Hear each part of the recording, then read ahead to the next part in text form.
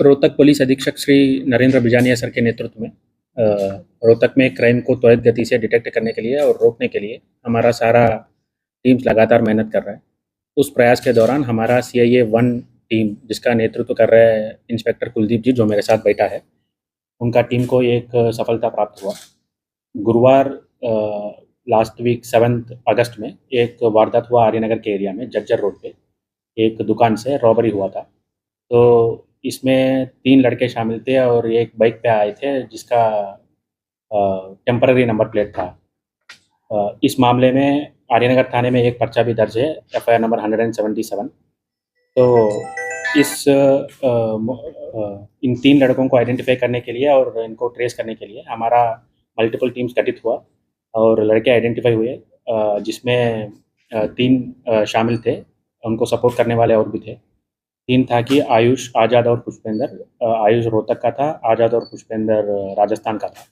जिसमें पुष्पेंद्र के ऊपर लगभग 5 मुकदमा दर्ज है, जिसमें हीनियस क्राइम भी शामिल था।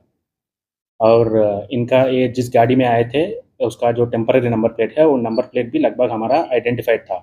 तो इनका क्रिमिनल हिस्ट्री और केस के सेंसिटिविटी को ध्यान में रखते हुए हमने गश्त की योजना को भी बढ़ाया है, जिसमें क्राइम टीम्स भी पेट्रोलिंग कर रहे थे सेंसिटिव लोकेशंस पे, क्योंकि आगे की वारदात की संभावना को इनकार नहीं की जा सकती।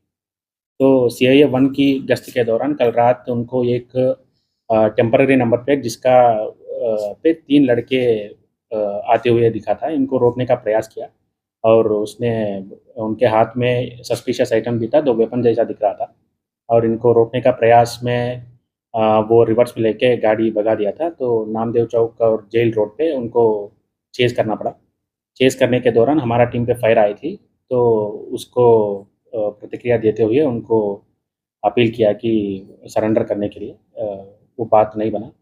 तो उस मोमेंट के दौरान एक एक्सचेंज ऑफ फायर हुआ, जिसमें 3 घायल हुआ उनकी तरफ से। 2 को गोली लगी है, दोनों वेस्ट के नीचे लगी है। और एक बाइक गिरने की वजह से, उस मोमेंट में बाइक स्किड होके गिर गया था।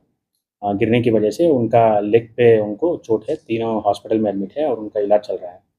और इनका इलाज पूरा होने के बाद इनका रिमांड में लेके आगे की कार्रवाई हम अमल में लेके आएंगे। सर, जो अभी वारदात तो क्या मतलब क्या तो अभी जो उन्होंने वारदात को अंजाम दिया था उसको लेकर तो आर्यनगर थाना के अंदर हुआ था। जज्जर रोड में एक दुकान था जिसमें रॉबरी किए थे ये लोग। 3 लोग आए थे, उनके साथ वेपन्स भी था। तो क्योंकि उनके पास वेपन्स था और दुकानदार के पास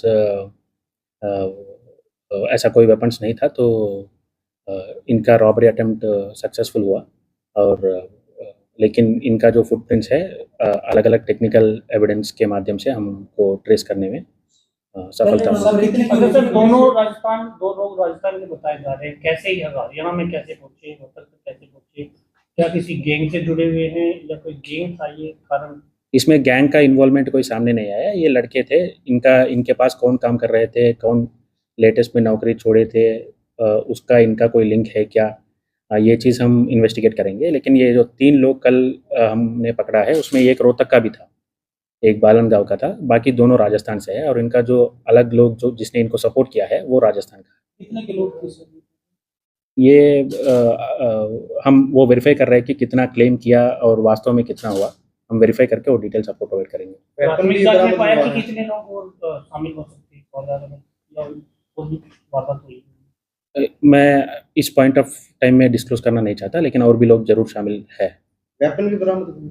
वेपन बरामद हुए। 2 लोग हमारे ऊपर फायरिंग किया। एक गाड़ी चला रहा था, बाइक चला रहा था।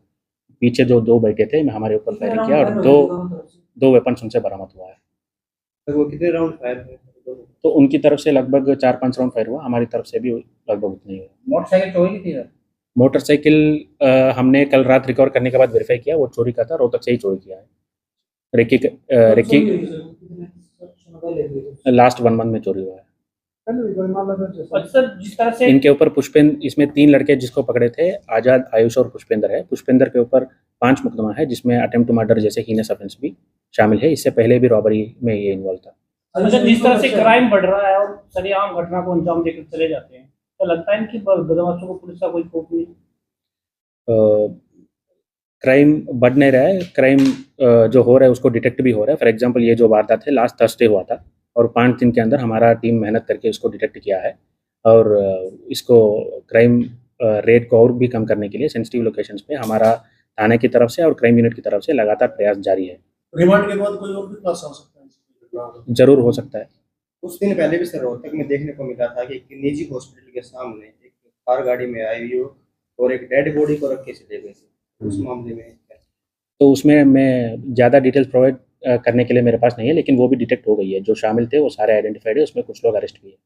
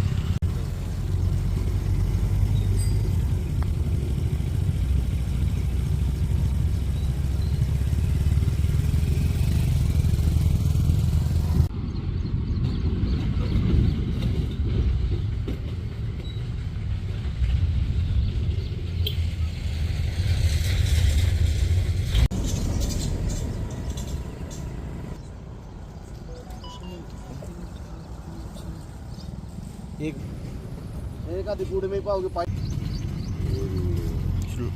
थोड़ा अलग इस साइड आना थोड़ा। फोटो खिंचवा दो मौके ही। और क्या कर रहे हैं? क्या कर रहे हैं? उसके बाद रात का 2 बजे बैठे साहब डिलीट करवा दिया फोन में। इतना किसका- इतना अच्छा किसका काम फोटो? करते हो आप लोग को होना चाहिए ना सर। वो भी डिलीट करवा दिया। ठीक है, तो उनका आपको- इलाज करवाना जरूरी है ना। इलाज हो चुका सर वो तो इलाज होगा, अभी गोली नहीं हो रही है। अब भी प्रोवाइड करवा दीजिए सर अगर पॉसिबल है तो। जो काम है वो पूरा होने के बाद आपका काम शुरू कर दूंगा। ठीक है, थैंक यू।